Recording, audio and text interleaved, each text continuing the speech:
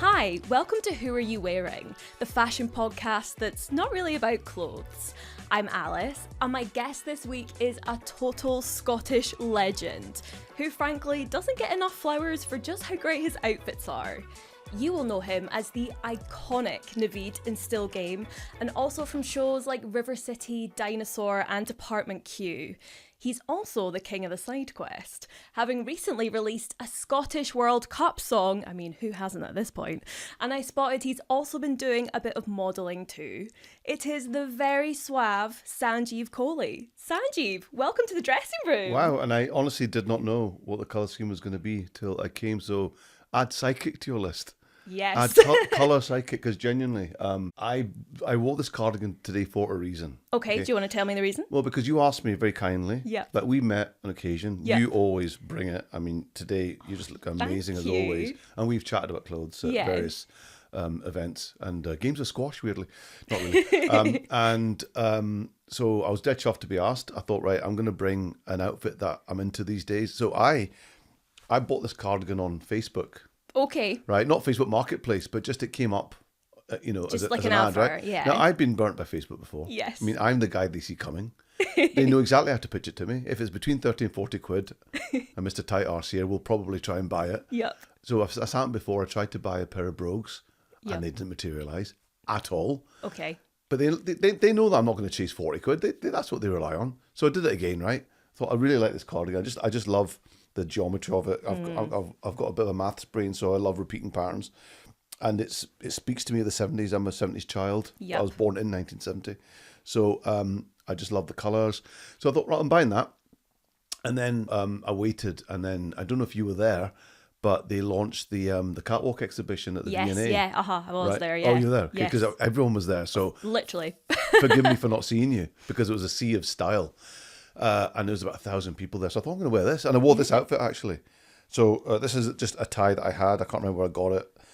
These are, like, it's a brown print stripe, quite kind of, you wouldn't call it flary, but kind of a 50s style. I honestly think the trousers are the star piece of the outfit. Well, no, so do I, They're to be incredible. honest. Yeah, they are.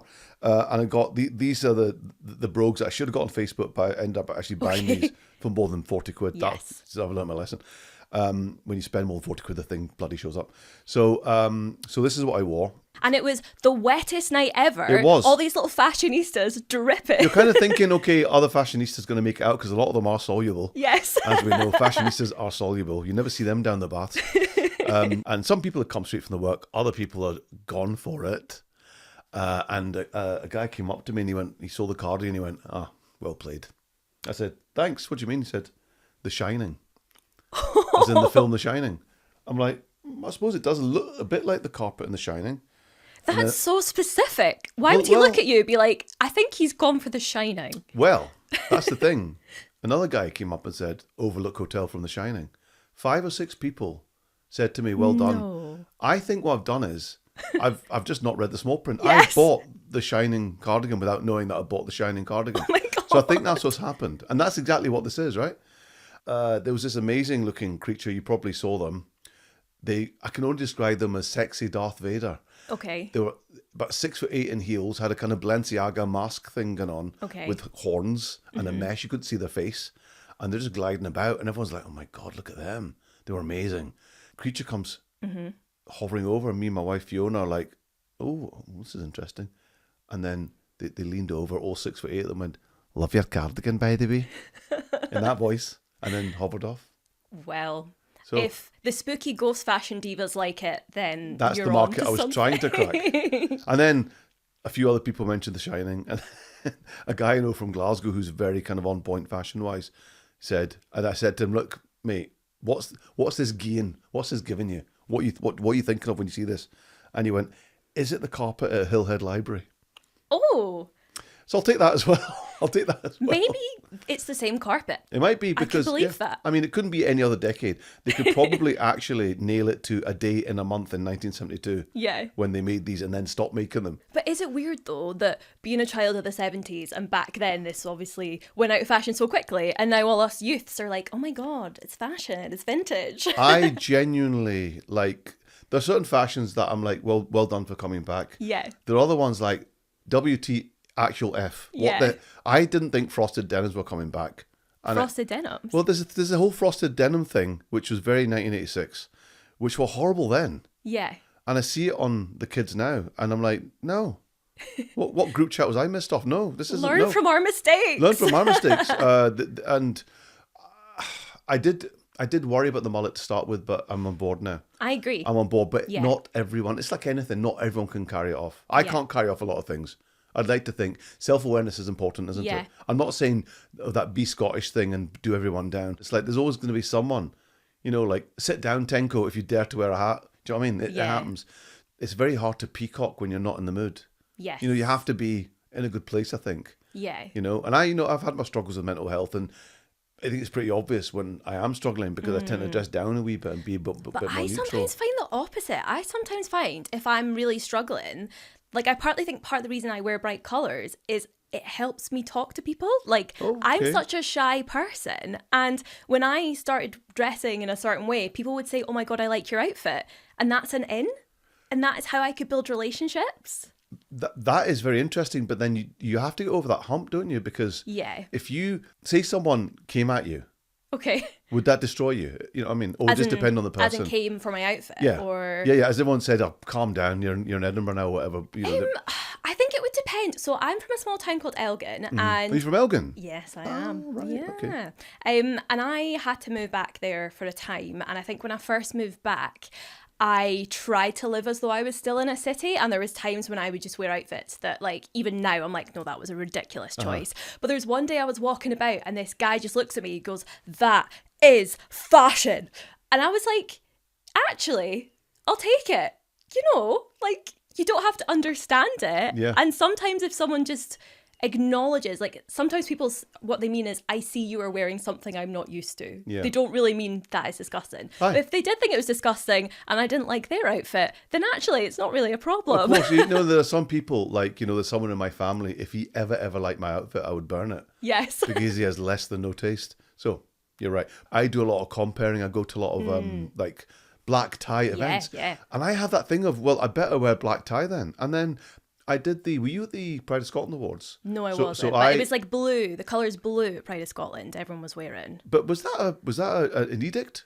I don't know. I don't know if people are just dressing for a theme. That is my least favourite colour of all time. Is blue. Baby blue. Baby blue specifically. Blue. I hate it. Okay. And everyone was wearing it. No shade if you wore baby blue, but I was like, why is everyone wearing this? I need to ask why. Is there something triggering? Did something happen? So, it is because, without going too deep into it, to colour theory, and my colour season is a spring, and I really don't suit baby blue. So, there you go. We're not going to wear colours. It would work. No, trust me. Trust me, with my skin tone, it's not Isn't cute. there? Okay, I'll take your word for it. But yeah, so I would do the black tie thing. I thought, oh, do you know what? No, I'm gonna go vintage, and I actually did. I wore these trousers, a kind of cream double-breasted jacket from Zara, quite kind of baggy, kind of Harry Styles kind of thing. Proper 50s. Proper 50s, boxy shoulders, all that deal. I wore a tie that would actually fit with this because it was brown with yellow polka dots. Okay. And these shoes, which I'm loving. Have you seen them? Very classic. Not very flexible. There you go. Making dad noises.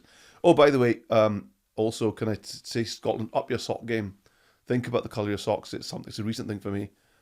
Matchy here. It's important. It wasn't a thing for me before because I didn't used to. The sock was never visible before. Yes. So I went for 15 years. I did the roll-up jean and the boot thing, and you couldn't see the socks. Okay. So I paid no attention to the socks. So I could have been wearing Mickey Mouse socks, days of the week socks. You wouldn't have known. Yes. But now when when the sock is on display, give it some thought. Colourful sock tells me that you know what you're wearing. It's not a mistake. You chose your whole outfit, even down to the socks. Yeah. Oh, it does remind me though.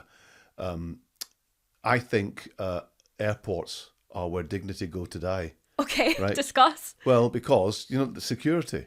Yeah. It's just horrible. It's just like people all putting like they're already tired and they're probably constipated and they're putting their belts back on. It looks like the world's most depressing orgy.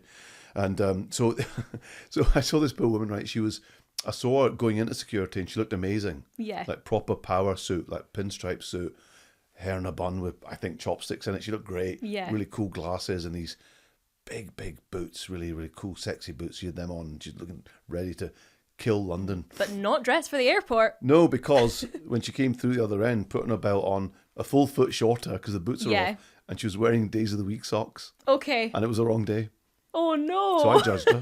It's like, so not so power dressed now, are you, love? So I know I felt bad for her, but yeah. Yeah, so socks, I think the sock game is important now. But you're such a bold dresser, which I really love. But were you always like that? Like growing up, were you always quite confident with your clothes? Or as a kid in the 70s, a brown kid in Scotland, were you more trying to fit in? Everything about my childhood was about fitting in. Yeah. So, I mean, if I was wearing clothes, it was because I wanted to look like Davy Spears and Kevin in my pre-1 class. So, and like having a dad who's a turban Sikh and a mum who'd wear a sari and stuff. Yeah. That was like, please don't draw any more attention to me. The specky brown boy with a quite anglified accent, because I was 3 when I came to Glasgow. So, which is why I say word and not word, which is why I would exaggerate. A single ticket to Bishop Briggs, please, driver. Because I was so embarrassed by my anglified accent. Yeah. So I had plenty of targets on my back already. So I was never going to want to stick out. Thankfully, in the 70s, it was hard to stick out. Do you know what I mean? Because everyone stuck out. But then I got sent to a private school, and it was uniform. So you couldn't express yourself. The only way you could really express yourself sartorially was in the width of your tie. Oh, and at that time, it was that you did the skinny bit. Oh, okay, that's funny. When I was at school, it was the short, fat one. The short, fat one, that's your generation, though. Yes. Is that the noughties? Yes, 2010s. Yeah. That was very much new metal, short, fat tie, yep. And anti-dick hair. Whereas in the 80s, it was the skinny tie, which then suddenly one year went fat, but not short. Okay, so kind of just like got more tie. Yeah, you've got more bang for your buck. Yeah. But I did still love my clothes. My dad was a bit of I wouldn't say a peacock, but I think my obsession with Harris Tweed comes from my dad. My dad had this one jacket. He didn't even know where he got it from. Harris Tweed jacket with those beautiful brown buttons, chocolate brown buttons. And I've just been obsessed with Harris Tweed ever since. I am mathematical. That's what my degree's in, is maths. Yes. So I think I like a repeating pattern. I like the kind of the satisfaction, the constant beauty, the like perfect numericalness of patterns. I guess. There's a satisfaction in a pattern, but I do have an issue with, sometimes. I mean, I'm probably actually breaking my own rule here by wearing so much pattern. I think you have to be careful when it's about bold pattern for it not to be everything that you're wearing. Sometimes men and women with more money than taste will buy a suit and it's the whole kitchen sink on. Yeah, and no, that and a tie would have been nice with a plain suit. It's like that thing of when you're in your house, you have a blank canvas and then have the pops of colour. That's when it works. Yeah. Don't have this is lovely, but imagine a whole house like this. It'd just be like an assault on the senses. Yeah. So, I'm seeing that. Wearing a cardigan full of The Shining, so maybe I'm breaking my own rules. But no, the secret is the colours. You've really well picked out the orange from your cardigan. You've got it all through your outfit. The brown in your trousers and the brown in your cardigan is a perfect match. Like, I don't know how you pulled that off. And the brown and the orange is, it's on. very, very 70s. And also, if I'm being honest, my skin tone means I get away with a lot more. Yeah. So I can wear the bold colours. I can wear the bold colours. I can wear the washed out colours as well. There's not much that brown skin won't forgive. Yes. Do you know what I mean? So this is why we shouldn't be deported, Nigel. You could wear baby blue. Yeah, I know, and have done. I do like sky blue. Yeah. Like Azuri, I do like that, and it does go with my skin tone. Mm-hmm. And I always say to my missus, it's almost like when you put brown and blue together, it's kind of like me and her. Okay. Because she's from Stornoway and I'm from second generation Stornoway. I'm second generation Punjab, India. So it's almost like those two colours are almost like a metaphor for our cultural. Oh, I love that. or not, but but I do like that colour combo. But at the minute, I'm loving orange and brown, and I don't even know if it's in or not. Is it? Well, brown is having a moment. I actually have quite a tricky relationship with brown. I just don't. So does Nigel Farage. He does. Yeah. And ironically, Swella Braverman. And neither of them, I would say, are fashion icons. Yeah, so. Brown. No. I actually saw. We were walking the dog yesterday in Kelvin Grove Park, and there was a couple, I'd say mid-20s, walking their baby. They were both in all brown. Yeah. He had brown shorts and a brown kind of polo top, and she had similar brown shorts and a brown top, and it was a lot of brown. Yeah. But brown's good, but just it felt like they'd lost a bet or something. I don't know, but it was just too much. Break it up with something. I think we can blame the Kardashians for brown. They have given us brown. They've given us beige. Why does everyone wear beige now? Yeah, but beige is, you must have days like this where you really don't know what to wear and you go for a neutral. Well, I would never wear beige. Okay. Don't even own anything beige. But I have found myself wearing, like, I'll sometimes leave the house top to toe in Zara, and I didn't mean to. Okay. And some of that can be beige or... It's very beige, actually. Yeah. But then, you try not to do that. I mean, if I'm being honest, my favourite shop, I do like Dees of Trongate. Do you know Dees of Trongate? No. Oh, do you not know Dees of Trongate? No. You're in Edinburgh, lassie, though, aren't you? I am. So you need to go next time in Glasgow. And it's, I think, the fourth generation of the family that run it, the D family.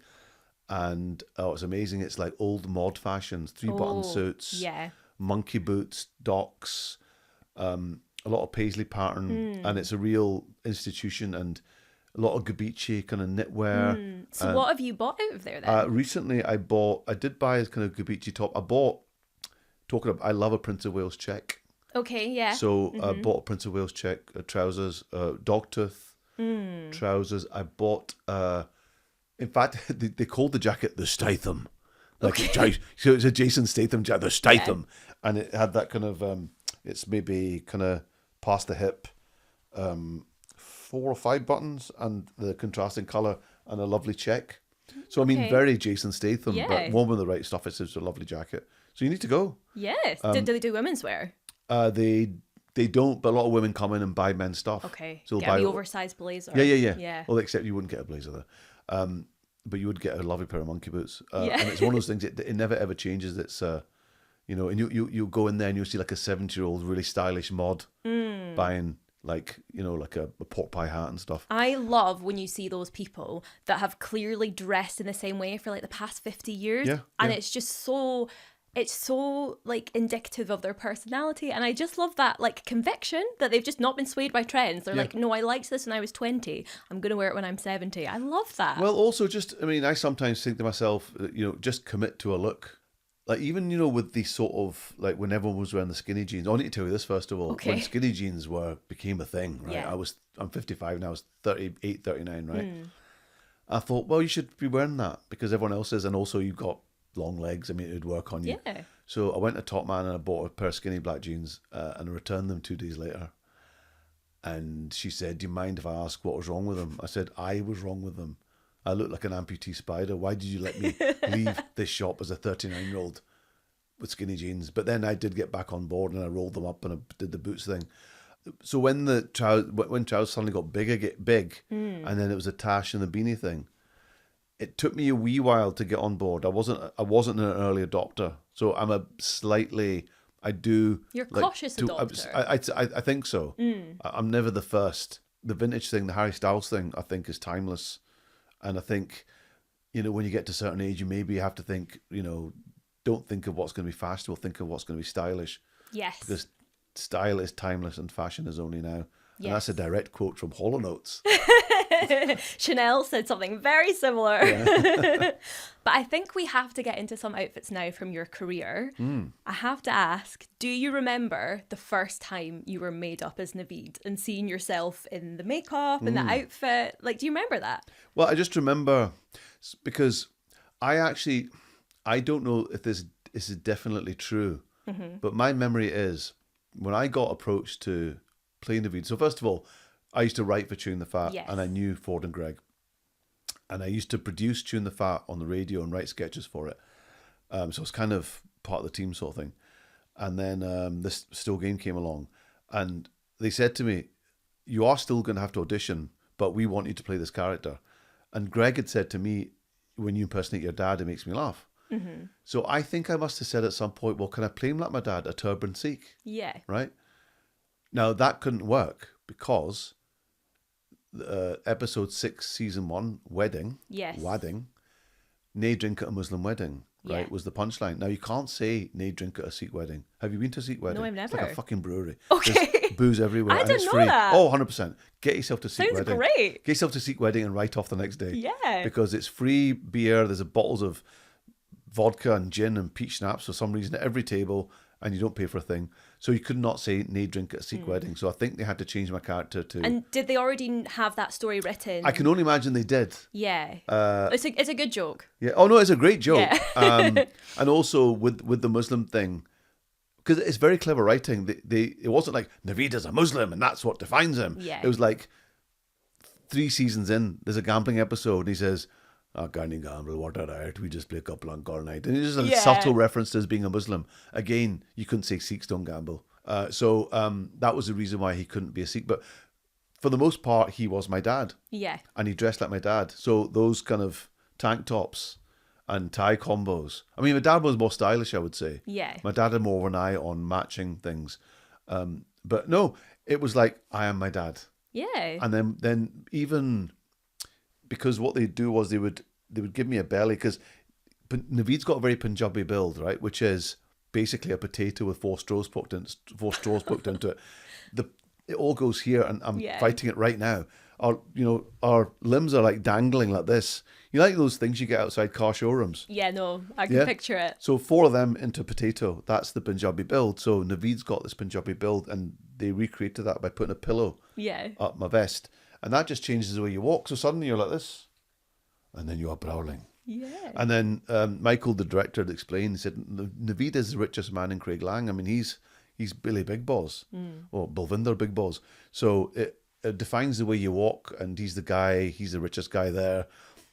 And that, when I would surprise myself at how much I was like my dad, even the mannerisms. Yeah. So when we did the Hyperdales episode, and I go to check it out, and Michael said, just walk up the aisle and do what you think Naveed would do. So immediately the hands go behind my back, which is what my dad does, because my dad, he was the same build as me, and my wee mum was only 5'4", like Mrs. Pepperpot. And I always remember he'd like storm ahead, and she was trying to keep up with him. She's like hands behind the back, like Prince Philip was inspecting the troops. Yeah. Walking along, and I just did this thing where I flicked a box, and I watched it back, and my blood ran cold, because that's exactly what my dad does. He flicks boxes or flicks walls to see if they're structural. Yeah. And so I think consciously and subconsciously, I lent into my dad, and the fact that I look so much like my dad helped. In fact, we used to the way it worked with Still Game was it would take 6 weeks to film 6 episodes. Okay. So we filmed out a sequence. They would show the episodes in front of an audience, like an audience screening, to record the laughter. Hire a hall, get it all mic'd up, show an episode, and then that's when we got to see. That was the first time we got to see the episodes, and they'd have a select audience, and we could invite family and friends. And so we would all pile in, and Ford and Greg would come up, and they would do a wee bit of spiel to the audience. And they would say, and Jane McCarry's in, who plays Isa. Jane, where are you? She'd stand up and take a bow. Gav Mitchell, that plays Bobby, he's in. Gav would take a bow. And Sanjay's in, who plays Naveed. I got my dad to stand up. No way. He loved it. Given all this. Loved it. They were like, the one guy that's not in old makeup? No way. Exactly. And it is scary how much I resemble my dad. But was that weird? Was it kind of affronting, like seeing yourself in the future? Do you know what?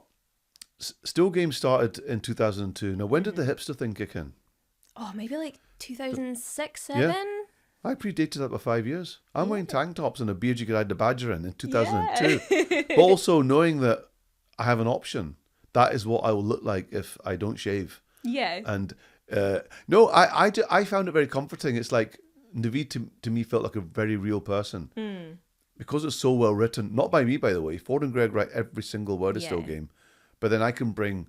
It made it very easy for me to be authentic, because I knew I could physicalize it like my dad and speak like...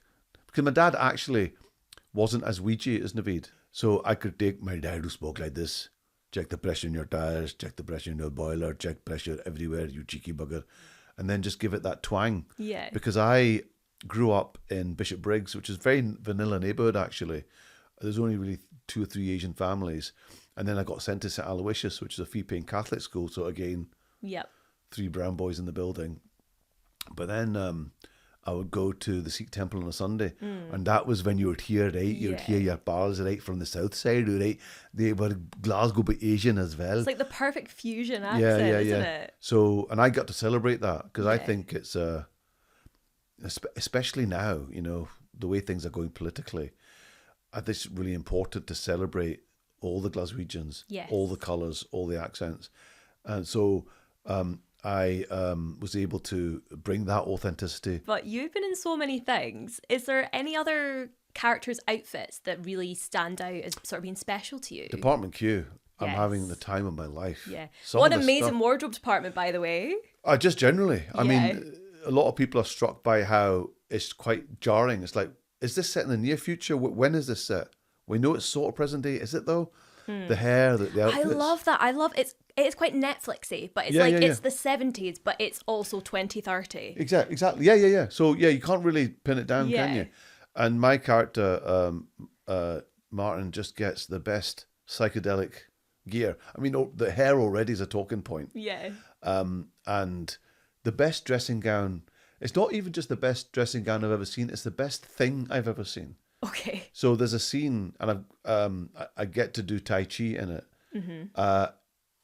Mate, it operates in about 51 different dimensions. This thing is amazing. What makes it so good? It's kind of like aesthetically, it's in this kind of spectrum. Yeah. So it's very, very 70s. You just need to see it to believe it. It's kind of creamy beige with brown with these orange circles on. Oh, it's beautiful. And I made a point of if I'm on a production and I like the clothes, there's this unwritten law that you can buy the clothes at half price. Oh. But I didn't ask to buy the dressing gown. Okay. Because I thought if I asked to buy the dressing gown, that's me saying this will never happen again. Yeah. So I didn't want to tempt fate that way. Okay. Wait till it ends. Wait till it ends. Wait till season 9. Yeah. I will. That dressing gown will be mine. And do you like playing dress up? Is that sort of one of the perks of being an actor? I do. I mean, I always have. Because I really like clothes, but I'm also incredibly tight. Yeah. Son of an immigrant. So I would always try and get my dad's old clothes and make them work. Yes. So I'd sometimes just blast some tunes in my bedroom and just try and make things work. And like, if I undo that button, will it work? If I wear that cardigan, will it work? So I've always liked that. I've always liked dress up. I mean, some actors really hate it. Yeah. I really like it. I think it's strange. It's like, what a privilege that you just get to wear someone else's clothes for a change. 100%. And just trying stuff that you wouldn't normally, you know, I've worked with some amazing costume departments who will see things that I don't see. Yeah. And then do you take that into your own life and you're like, I could style that? Well, okay, dinosaurs are a very good example. Yes. Those tiny little glasses. So that was a plot point. Yeah. So Ashley's character is saying, why are your glasses so tiny? Yeah. So lovely Carol, who was the brilliant costume designer on the job, got those really wee glasses. Now, I like my big glasses. Yeah. I just think my shape of face suits a big frame.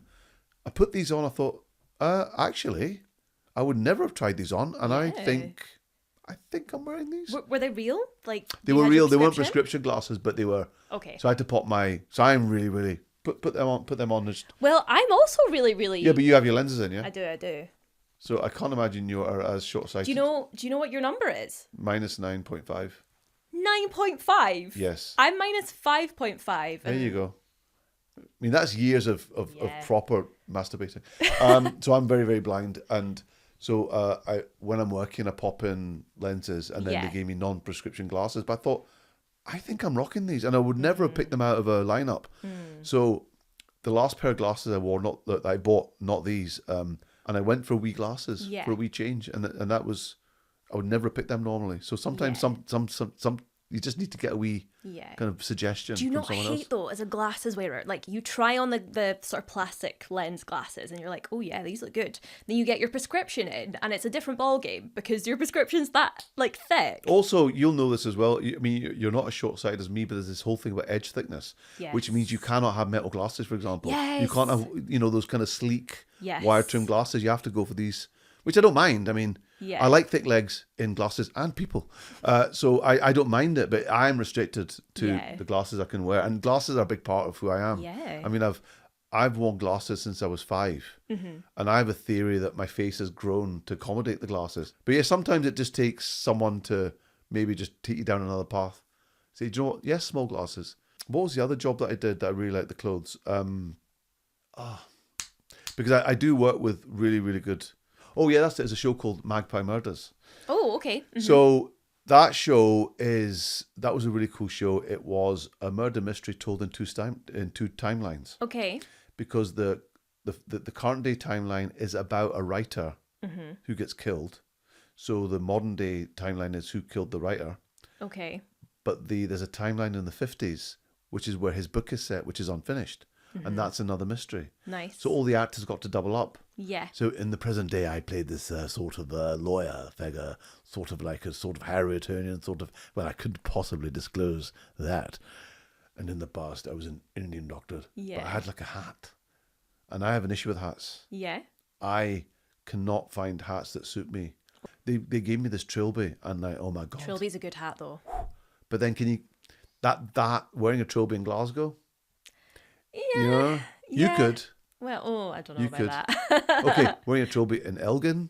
Well, to be fair, my dad pretty much exclusively wears little straw hats. Your dad wears straw hats? Well, like not like, you know, like the fancy man, the Panama hats, that's what they're called. Aye, but that's quite... He just cuts about in his garden with his little Panama hats on all the time. That's pretty cool. So something I want to ask you about is you have a little football song out at the minute. I have a football song out at the minute, because who doesn't?